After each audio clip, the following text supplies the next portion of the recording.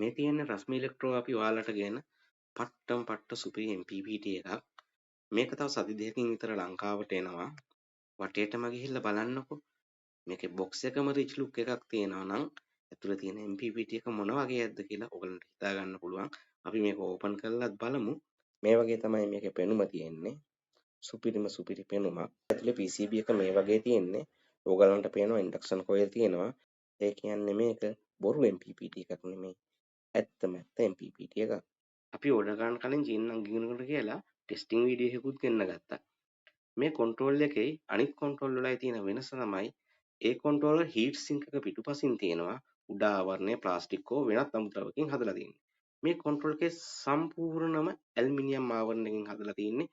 එතකොට ඉක්මනින්ම හීට් එක උරා ගන්නවා මේ බොඩි එකට.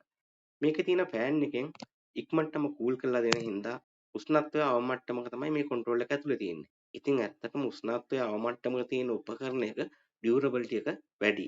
ඒක හැමෝම දන්නවා. රශ්මි ඉලෙක්ට්‍රෝ අපිත් එක්ක දිගටම රැඳිලා ඉන්න.